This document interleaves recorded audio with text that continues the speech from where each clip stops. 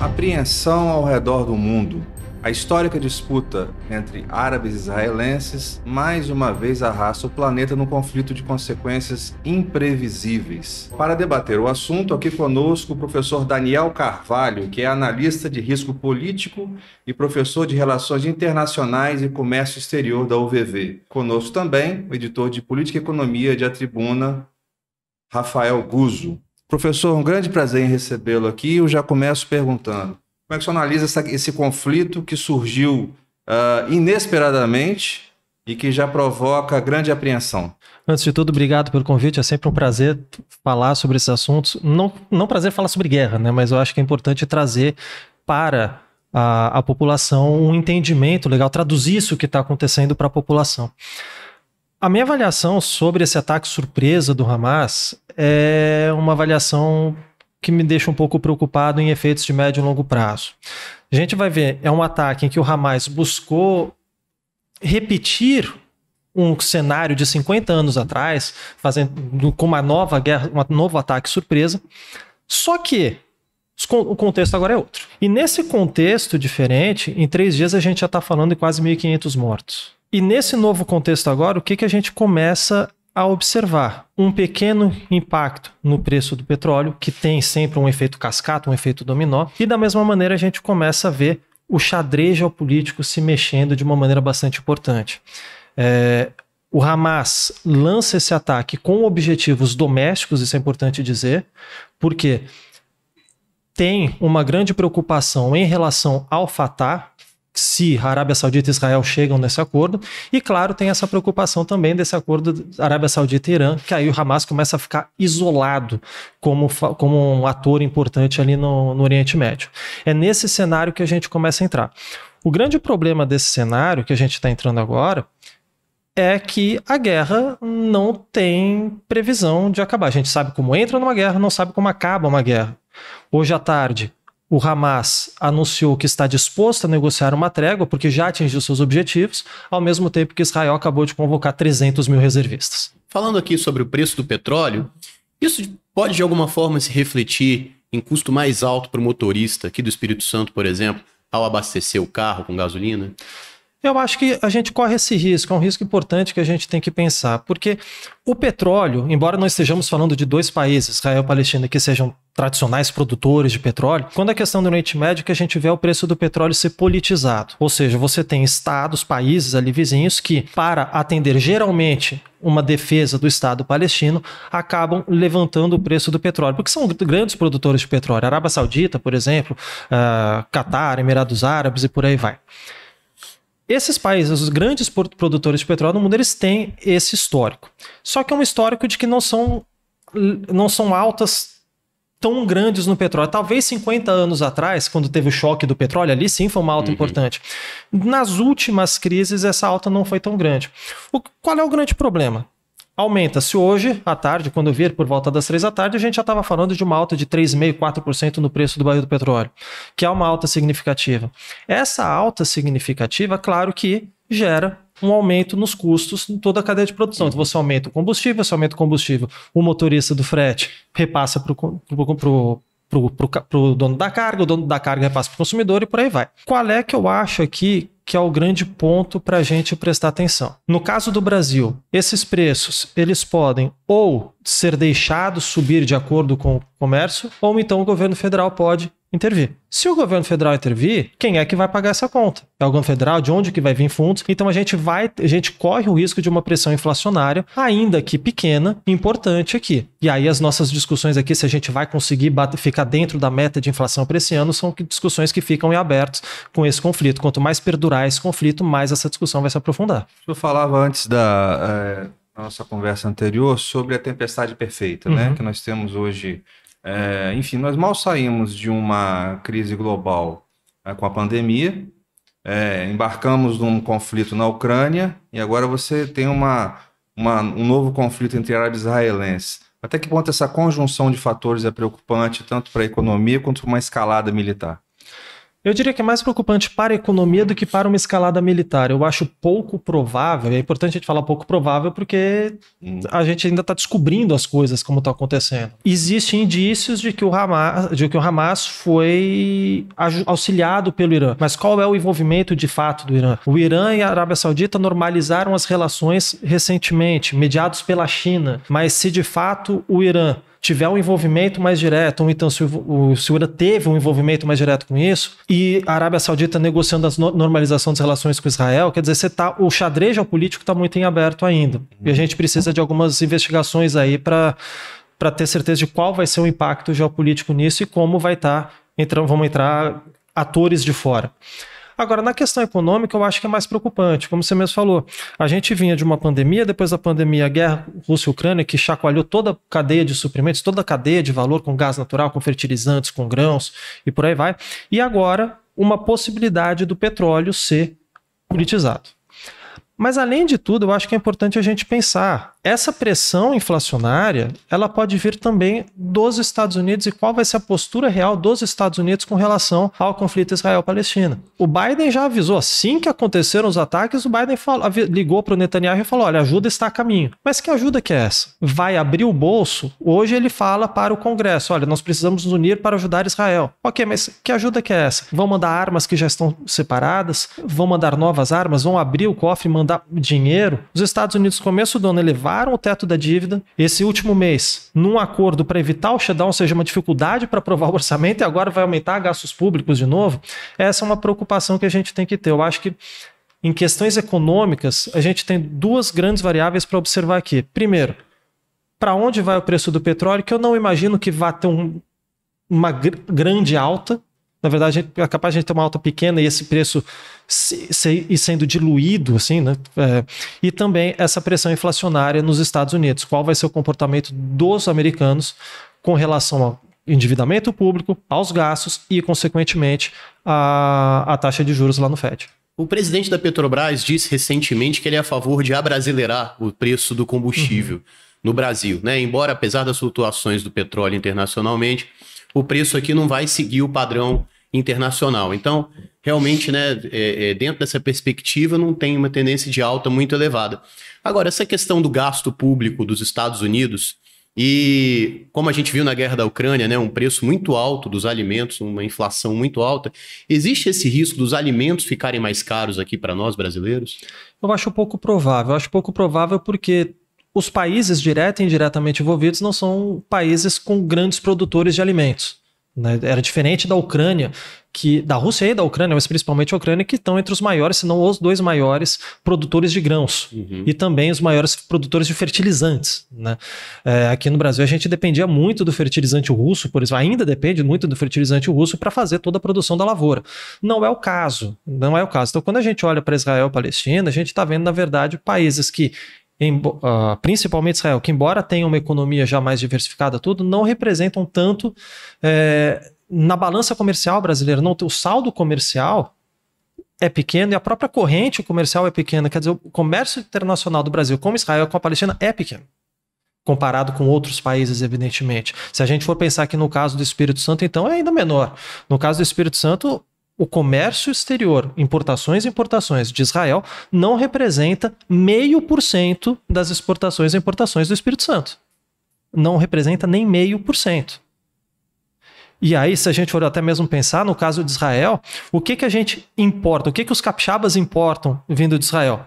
Aeronaves e aparelhos espaciais, provavelmente porque é mais barato nacionalizar o produto por aqui, depois vende para outros setores, para outras cidades, e também armas e munições. O que faz mais sentido aqui, afinal de contas você tem que armar a polícia e tudo mais. Nesses dois tipos de produto a gente está falando de 90% das importações capixabas provenientes de Israel. Então tudo que o Espírito Santo comprou de Israel, isso já é 90%. São produtos que, em situações de crise, seriam sancionados por resolução do Conselho de Segurança. O Conselho de Segurança não vai aprovar uma sanção contra Israel. Os Estados Unidos não deixam isso, eles vetam. Então, nem mesmo nesses setores a gente espera um impacto dessa economia. Talvez no setor de armas a gente possa esperar algum impacto, porque, de repente, o governo israelense comece a ser um consumidor mais interessante para os produtores, seja por questões econômicas, seja por decisão legal, do que o mercado brasileiro. Talvez aí, mas de resto é muito pouco provável que a gente tenha um impacto aqui grande. Professor, em relação à posição histórica do Brasil quanto à questão Israel e palestinos, nós viemos de um governo que deu uma guinada em relação à posição histórica do Brasil, de 2 estados, e agora você tem um retorno a essa posição histórica do Brasil. Como é que você analisa a posição do Brasil em relação a esse conflito? O Brasil agora voltou no que a gente gosta de dizer no jargão, né? Voltou para a tradição itamarateca, do Itamaraty propriamente dito, né? A posição do Itamaraty ela se constrói a partir de lá, mais ou menos 1974, 49 anos atrás, inclusive um ano depois da Guerra do Yom Kippur, que foi quando o Ernesto Geisel assumiu o poder. Ele chegou à presidência e arrumando as arestas com o terceiro mundo no geral, com países árabes, com a África, por causa do apartheid, entre outros casos. E desde então, foi o próprio Geisel que reconheceu a Organização para a Libertação da Palestina como ator, como legítimo representante do povo palestino. E desde 74 até 2018, até 31 de dezembro de 2018, a postura brasileira foi por uma solução de 2 estados. Essa era a postura brasileira. Negociar paz tendo 2 estados. No dia 1º de janeiro de 2019 até 31 de dezembro de 2022, a gente tem um hiato. O governo Bolsonaro, principalmente para atender a demandas de parte do seu eleitorado, dá uma guinada e anuncia, primeiro, que reconheceria Jerusalém como capital de Israel e, numa declaração até mesmo do ponto de vista do direito internacional incorreta do ex-presidente Jair Bolsonaro, que a Palestina nem Estado era, nem país era. Não, o Brasil reconheceu a Palestina como Estado já em 2012, né, numa votação na Assembleia Geral da ONU, quando a comunidade internacional quase que toda reconhece a Palestina como Estado. O Brasil agora retoma, portanto, uma tradição histórica, uma tradição de 50 anos, que é pensar nos 2 estados. Essa é uma tradição importante porque, basicamente, a gente está dizendo, olha, é necessário criar a convivência entre esses 2. Uma convivência que é difícil, e que talvez seja o mais seguro realmente deixar com que eles tenham os seus estados. Isso até mesmo em termos do jargão da ciência política, das relações internacionais, a gente fala que é um princípio liberal, o princípio da autodeterminação, e o princípio de que o Estado-nação, para cada nação, deverá haver um Estado. Né? E nesse sentido, o que a gente acaba vendo nessa posição brasileira? Uma posição que, como toda posição, pode ser questionada e pode ser criticada. Qual é o grande ponto aqui? O Brasil, o Hamas, é um ator de veto. O que é o ator de veto? É um ator que está na mesa de negociações. Ele pode não ser o ator mais poderoso, mas ele tem poder suficiente para, se ele não concordar com a resolução simplesmente não funciona. Não tem acordo que funcione. Por quê? Você pode fazer um acordo com as partes na mesa, ele está fora e ele vai começar usar força, ele vai começar a minar, a acabar com esse clima de paz gerado por qualquer acordo. Quando a gente tem um ator de veto, a gente tem 2 opções. A primeira opção, que é o que o atual governo brasileiro faz, que a tradição brasileira faz, que é de tentar trazê-lo para a mesa de negociações, dizendo, olha, nas negociações, numa situação negociada, todas as partes vão ganhar, inclusive você. Ou então você tem uma outra forma de fazer, que é isolar o ator de veto. Ao que você isola o ator de veto, é claro que você sabe que vai haver violência após o acordo, mas a tentativa é de que, ao que ele está isolado, ele começa a se enfraquecer.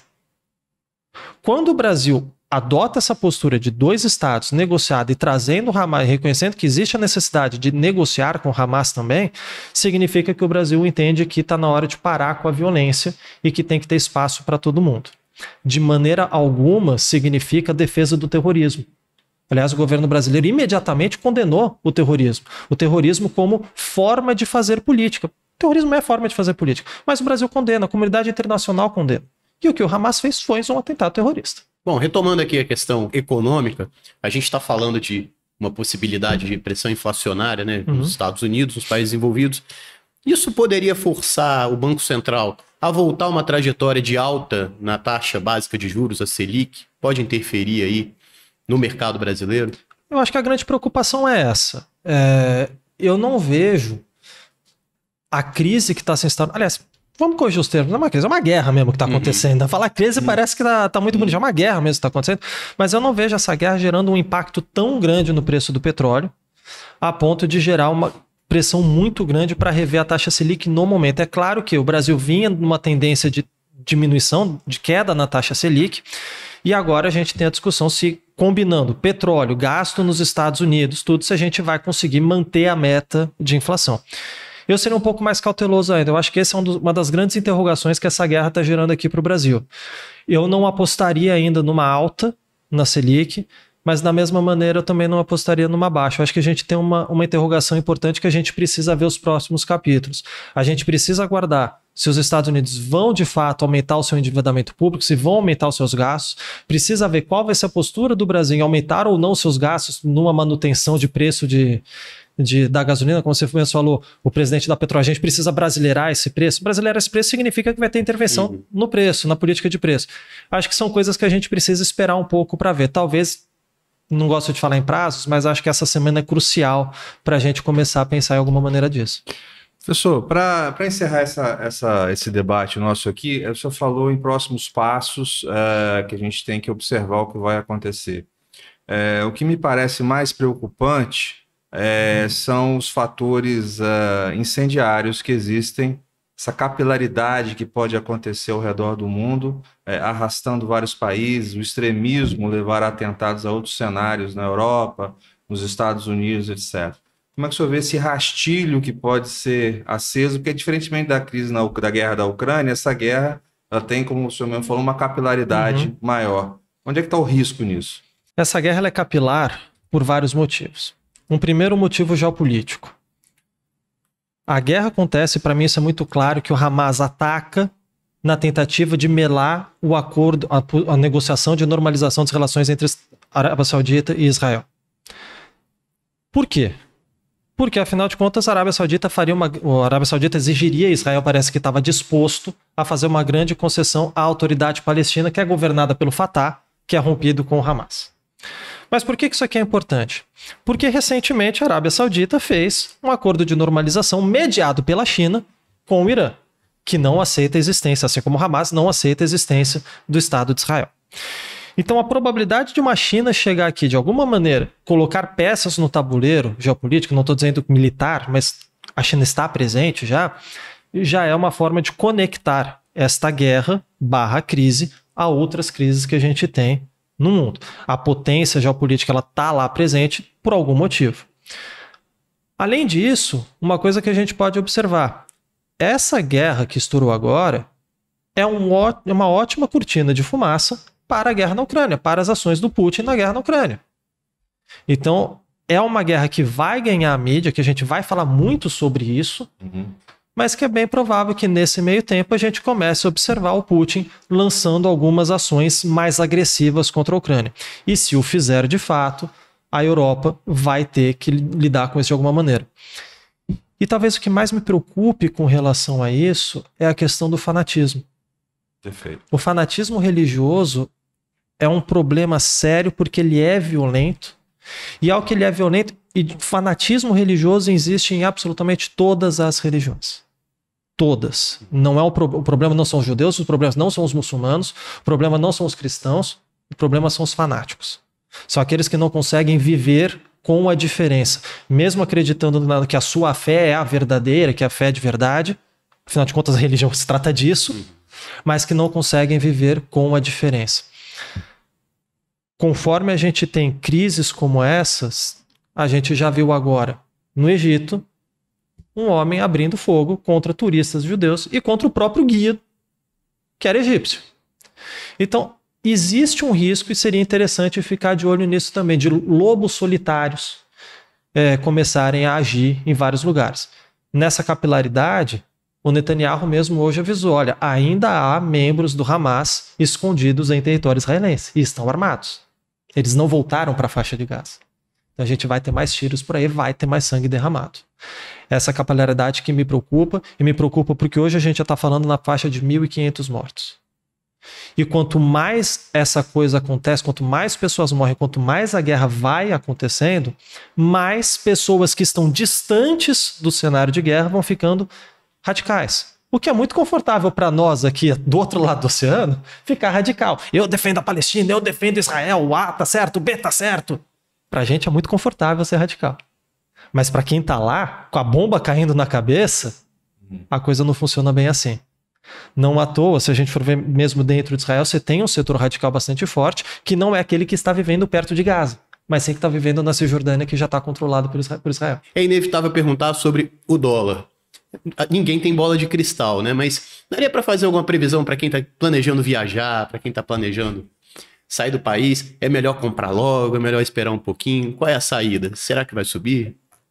O trocadilho é sem querer, mas essa é a pergunta de $1 milhão, né? Mesmo porque é uma pergunta que eu tô me fazendo essa pergunta também, tava planejando, minha família hoje a gente está planejando viajar para fora do país. A sensação que eu tenho é que o dólar hoje caiu, quer dizer, o dólar parece que está numa dinâmica meio que independente. Talvez por um excesso de conservadorismo, eu compraria agora para ver o que as coisas vão acontecer. Tentar garantir um preço médio. Então compra agora, pode ser que caia mais, pode ser, não sei, não vou apostar nisso, mas pelo menos você já garante um preço médio. Se subir, você já garantiu um preço bom. Então, se já der para começar a fazer um preço médio, eu acho que esse é a minha sugestão. Perfeito.